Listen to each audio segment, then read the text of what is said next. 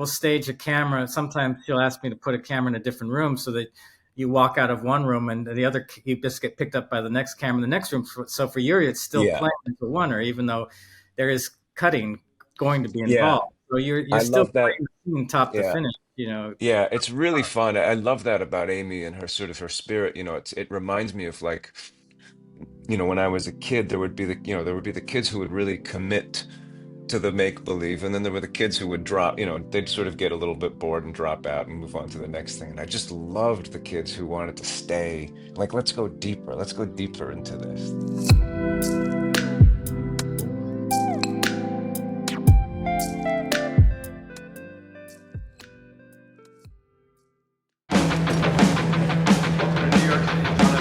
You can turn the world on with a smile.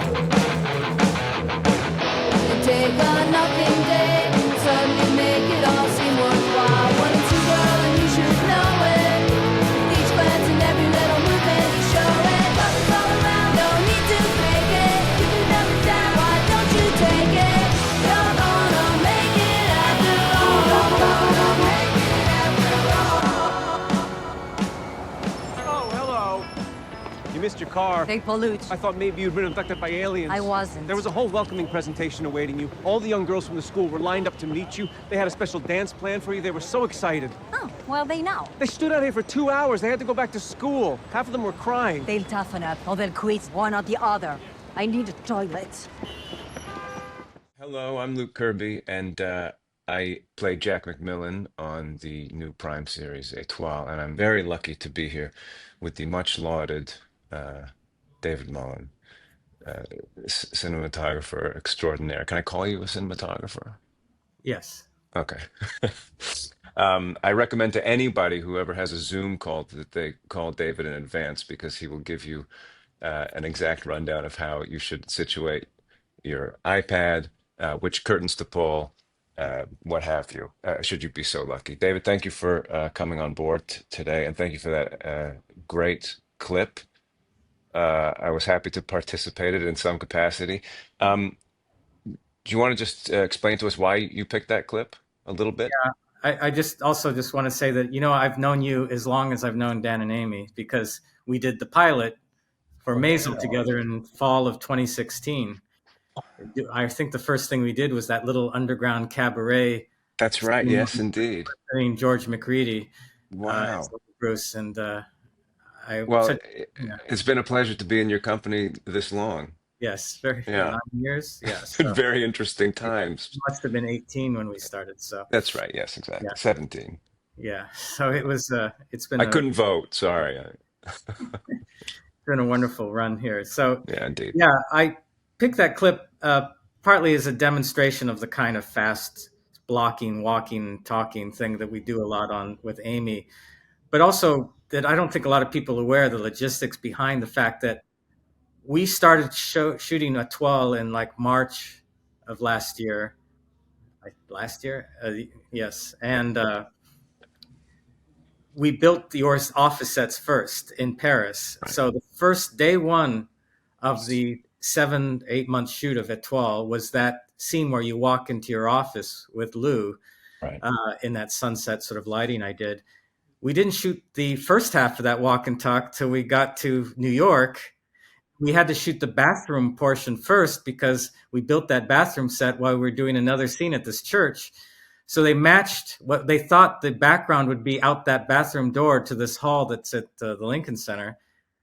And then finally we shot the Lincoln Center hallway and we finally walked it. We realized that you would overshoot the door that we picked by like 500 yards. Like we when we started walking it from the security desk on, you passed the doors we Oh, picked right. out and kept going and made a turn and made another turn. And by the time we got to the moment in the dialogue where she'd go into the bathroom, we were so far beyond what we had planned. It was sort of hilarious. Poor art department was scrambling to cover the wall opposite the door she goes into to match what we'd shot and built like 2 weeks earlier in this Yeah. basement church. So I don't think people realize how out of order, and yet it feels seamless. Yes, And it does. emotionally it feels seamless, which is just the pressure on you to remember how you came into the second half of that scene 4 months earlier and then backwards engineer it. And the yeah, I thought I when I watched the scene, I sort of was thinking about the logistics of it, and how the sausage is made and all of that. And I think also the airport was shot in Paris. Is that right? No, the airport That was was in New York. that was in Newark. That So little we were crime scene, so it goes so in the scene logistically it goes New York. So it all starts in New York and then it ends in Paris. right? But we shot it first in Paris, Right. and then in New York, and even the bathroom was shot before we shot the hallway. So everything, So when uh, you have so you've got the sun coming in to the yeah, office. I yes, mean, you had to make that choice early months. on. There's a story reason is that the sequence ends the episode with Cheyenne confronted by Crispin in the theater at night, and Amy wanted that to be a night scene, but it couldn't be too late at night because it just follows that scene in the office. So I said, well, I'll make the office scene sunset, and I'll just keep backwards from there. If the Crispin scene is at night, which is in a theater, so there's no windows, so it's just a space, but it's meant to feel after hours kind of thing. So before that, there's a scene where she was watches rehearsal, and I lit that for Twilight, Blue Twilight, and that was shot in Paris for New York. We went to the Bastille rehearsal rooms to shoot this overhead shot of her watching rehearsal from the catwalks, and we had to shoot it that way because the view out their windows was of Paris, and it was supposed to be New York. So the only way to shoot that room was to shoot it from overhead, and her point of view being from this catwalk. So that was all lit for Blue Twilight. And before that, she sees her photo of you in the hallway. I lit that for late sunset. And then you in the office, I lit for early sunset. But you first confront her in the street, which is the one uncontrollable Right. element. And I Yes. begged them to shoot that at a time of day that could feel late afternoon. And Yeah. actually, if people know New York, we're looking Right. east. And that was shot Right. at like 9 in the morning or eight, That's right. even 8 in the morning.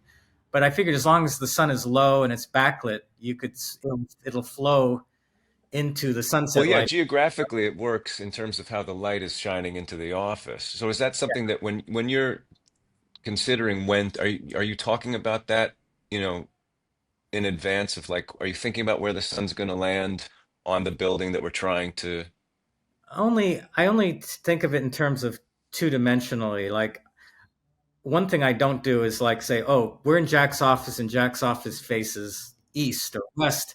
So it's sunrise, the sun comes from this window, and sunset, it always comes through that window. Instead, I tend to break it down by episode. Like if I establish the sun coming through these windows in the afternoon, I can't play a morning scene with the sun coming through the same set of windows.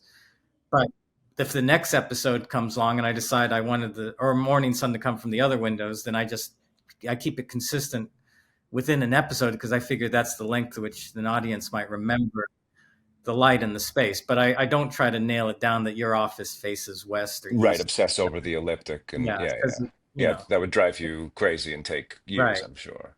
Yeah, I think technically your office windows face west and north or They're something. kind But of like it's like a north, I'd say it's a yeah, northwest northeast corner because or it's northeast PJ, I see corner. PJ Clark's, right? Yeah. So when we're in Manhattan, I know that Manhattanites will know that when you're in the Lincoln Plaza facing outwards, you're facing east, but the sun is setting in the east, which is backwards. But um, I think the logic of the angle of the light matters more than the actual time of day, unless it's a famous icon you're shooting.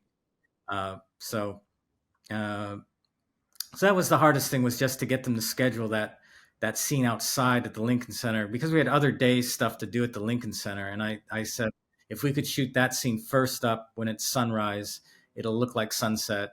Um, of course, it could have been overcast that day and it all been moot. It wasn't, luckily. And, you What know, could you do if that had been the case? I mean, if it had been cloudy and did have to, we're forced to kind of shoot it. well, the funny thing is, I did spend the money, I guess, to have a condor parked just near the sidewalk with a big, bright, warm tungsten light on it, to do like a golden backlight on you too. But it only would have hit where you were standing, as if the sun had somehow peeked through a gap in two buildings and just spotlit you there. But it would have given me something. but it was so bright when we got there that my own condor light didn't do anything compared to the real sun. So I just ended up turning it off. But that was Yeah, I my, do sort of have a memory of like we've, kind of we've got to go yeah, moment on that day you're because it right. was just coming through. Yeah. But it was funny that when we scouted the hallway that we didn't normally when you scout, you look at the script and you walk it backwards saying, well, where does this dialogue start and where does it end? But we were so fixated on finding a door that would match a bathroom door. We picked some guy's office and said, "Well, this looks like it could be a men's off, a bathroom." And we didn't time out the dialogue, and I didn't realize how fast you guys would be walking either. So everyone, was more or less that hallway was just available light. It was just the fluorescence there, Yeah, and those lights that are above us are those are just there. We didn't put Yeah, anything in. yeah. I didn't. I Yeah. don't think I did anything. I might have Yeah. hit a bare tube behind the edge of something at once, but I don't. I think you move so quickly, it seemed kind of pointless. Plus, if I'd rigged any lights, and I'd have to run cable to those lights, and there was, we were just barreling down that hall. I felt sorry for Jim McConkey because whenever you do Steadicam shots where you take turns, and Jim always likes to point this out to actors and everyone, is that he has to make if he's backing up, he makes the turn before the actors do, right? So Right. he's making a left or right turn in the next hall, and for a moment starts to swing off Hmm. guys to make that turn. So you guys have to sort of swing in the frame Right. to keep up with him in those moments, or Right. it's tricky because you don't want to lose the actors for no reason, but he physically has to make that turn before you Yeah, guys. yeah. Well, he's really good at making it feel like, that he's a dance partner in all of those sequences. It's kind of, I mean, we've been doing it, as you said, for a long time now, but it does feel like a dance. It kind of has felt that way on Maisel. Um, when I started out, with my first film, I remember sort of talking to the camera department and learning from the DP about a few things, and I really started to see for the first time shadow and light in a different way. And it became a bit of it almost filled me with an anxiety because I began to see shadows that I had never noticed before. And I guess I'm curious about like, how do you not obsess and sort of like, we did the scene in the hallway, you just deal with the lighting that's there. You could make it different, but like, there's got to be a fine line between a sort of obsessive control and kind of a relinquishing to kind of let things happen. Do you have a Well, you delicate balance with that, or? Yeah, it's you're under the gun of time, no matter what your budget is. So there's only so much hours in the day. So at some point, you plan for things, and then you go for things, and you let some things go. I tend to focus on how the actors look in the lighting. Like I try not to compromise in terms of if you guys had stopped under a bare light bulb and it did some terrible shadows on your eyeballs and things, I would have changed it. I would have Right, right. said, could you guys stop another 3 feet further or Uh-huh, this? uh-huh. And I think we had to put that stop in that hallway because we would run out of hallway basically. So, or you stop and talk about the Gondor, it was simply because we had run out of corridor at Right, that right, right, point. right, We right. needed you guys to put a little pause in there for a moment. But again, if you had stopped under a bad light, I would have switched it or moved it or done something. That's where I don't want to compromise on how you guys look uh, when you're moving fast. You're going through lights. It doesn't matter as long as it's not anything like a camera shadow, which is going to be a technical mistake. Um, but you kind of try to keep the big picture thing and save your moments for when it's going to matter when you stop and slow down and go in closer. When we get into your office, for example, uh, once you go to the desk, Amy asked me to cross shoot that, which is difficult for lighting. But Hmm. because you two are arguing over the desk and she's throwing papers at you, Hmm. Amy wanted to have two cameras doing over the shoulders simultaneously so that there wouldn't be any matching issues, and you Hmm. guys could keep the energy up uh, without cutting back and forth. So Right. that's a very difficult thing when you get into cross lighting like that. But luckily, that office set was wrapped with windows, and there's a lot of ambient light everywhere. And you guys are both attractive actors, so you take light beautifully. So it looked pretty good. I thought once I cross-lit you from above the frame line there, um, Yeah. Yeah, it looks but beautiful. The whole thing looks beautiful. Can when Amy and Dan started talking with you about Étoile, was it during Maisel yes, or the yeah, last like season. but they so there wasn't a script yet. They just sort of told you that they were engaging in this new territory called ballet. Did you have any sort of relationship with ballet? Like, did you have a familiarity to dance or anything in No, that regard? there's always been musical elements over the years in various projects I've done, particularly Maisel. But 10 years ago, I did a TV series called Smash, which was about Broadway. I did 2 seasons of that. And that was Broadway theater life and dancers and all that sort of stuff. And then elements of that had served me over the years with Maisel when we did Broadway show kind of scenes.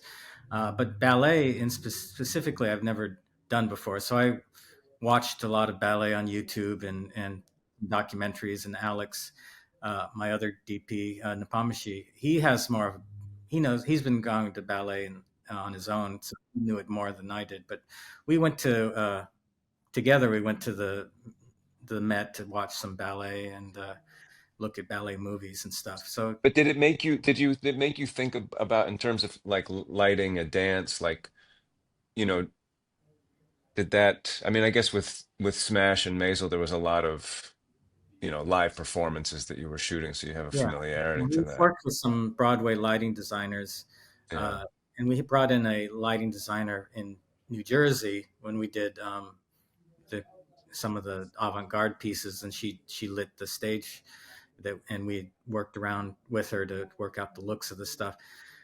The funny thing is, we watched a lot of ballet films, and I noticed the ballet lighting tended to be, for the most part, not too fancy. It was often about creating a mood on the set and then just sort of sculpting the bodies of the performers so you could see their shape and form. But there wasn't like 3 million cues and dance lighting the way you could get in some Broadway show numbers where there's spinning lights and flashes and things. So at first we thought, oh, it's actually less complicated than a Broadway style thing. But um, when we started doing the more experimental dance pieces, Amy liked the more avant-garde dance lighting that Natasha Katz was doing, and so we kind of started doing more uh, expressive lighting than you would typically see in a traditional, Yeah. famous, like a Swan Lake or something. Right. Um, but it was fun. Like I had in my first episode that scene where you go into the theater and see Romeo and Juliet, and it turns into you seeing Cheyenne on stage. And so Natasha lit the stage for a moonlight. I said, because it's a night scene, I asked her to do a kind of moonlit stage for the dance. And then when Cheyenne appears, it transforms into a sunrise scene with red backdrop and bright orange backlights and everything. So that was sort of my idea of, in the fantasy version of seeing Cheyenne, that the whole set transforms from night into day. Um, but and she sort of executed this idea that I had in my head. But I also had these brief flashes of dancing when you're negotiating for each dancer in that restaurant scene. Um, we were going to only see like a few seconds or 20 seconds or 30 seconds of a dancer, and I really went strong with the colors for that because they were going to be on so briefly that I thought this is a chance. I asked Amy if she thought this was a good idea. I said we're going to do like red, orange, blue, like each one have a strong color signature so that they pop up and they go back to the restaurant, which is more monochrome day interior. So that was just sort of, when you talk through a script, often you're just sort of spitballing these ideas that we have, and of course Bill Groom and Donna and everyone's involved in over time on these discussions too. Yeah, yeah. The dance is exquisite on the show. It's really, really beautiful, beautifully executed. It's great Yeah. to work with dance troupe. Yeah, yeah, yeah. Well, they're amazing, and also it feels it feels very kinetic, and you kind of to be up close and to have it. It's when you watch a ballet, you're just sitting in one place. To kind of get inside of a ballet is a whole other thing. To kind of be inside of the swirl of it is really remarkable. Like Amy wants to dance with them and with the camera and stuff. Although it's funny, every now and then Amy would ask us to come back to frontal audience position, because we realized that certain dance poses in ballet are based on the audience point of view. Like a certain pose you make only makes sense when you see it from the front on audience position. If you shoot it from the wings position, it doesn't quite make as much sense as a pose. So we'd have to we spin around. We sometimes have to land back on that angle that the audience point of view would be traditionally in a ballet. It was just something we learned doing this. But I want to ask you, like over these years, how do you deal with the massive amount of dialogue that you have to do in a oneer, like that hallway Yeah. walking talk? Everything's a series of oneers essentially for Yeah, like three yeah. pages. It's Yeah. it's an exercise in it's mostly fear. I'm just very afraid of Amy, and so I just, I on Maisel I had the kind of good fortune of not having to show up all that often. So I would get this, and I said to Amy early on, when it felt like I was going to be part of the show more, I just said the sooner you can get me that stuff, the better. And a lot of it was, recordings of Lenny, but then with the dialogue with Midge and stuff, I just needed it, to have as much time to kind of embody it as I could. And on Maisel, I was free to do that for, weeks and really absorb the text and be inside of it and not have to come to work. And so I could really just show up and I feel really confident. And on Étoile, I knew that it was going to be a different experience just because of the schedule. And so I have a neighbor who's an actor, a young actor, and he had some free time. And so every weekend we would just lock in for hours on end. And I would just try to get, the week really kind of just locked in and absorbed, in a way that felt, where it felt like it would come out, spring out of something authentic. And so, yeah, be able to just show up and do the It work. helps that they don't do a lot of rewriting.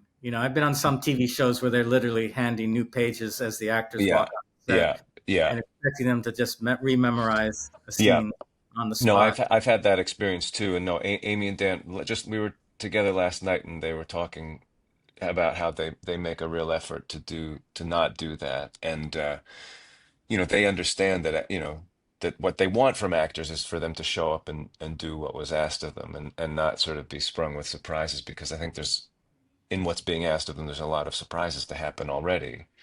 Yeah. The thing that I love about how they work, and what you get out of that, is that you really can't rely on trickery. Sometimes if there was a show where you were being given something brand new, you could definitely like figure out how you're going to play with it, but you're relying on coverage to sort of take your time with things. And it's a very fun exercise, but it's very different to be asked to do a whole scene, with the whole background, with set pieces being moved, where the whole crew is involved and awake to this moment. And everybody is just in this kind of heightened, you know presence, and where they just and nobody wants to drop the ball. And when you hit that stride, there's just something very rewarding about it and exhilarating. And it's not, it feels more akin to like a live performance, because you just know, yeah, you can't fall down. David, it's a pleasure to talk to you always. It's nice to be able to talk to you away from the madness of our sets, but it really has been a privilege to know you all these years, and I look forward to more to come. I'm a big admirer of the work you do, and I also know how much you give back to the community, and thank you for all of that. Well, And thanks for joining us today. thank you for taking the morning off to talk to me. Yeah. Boy, did I have a lot of stuff to do.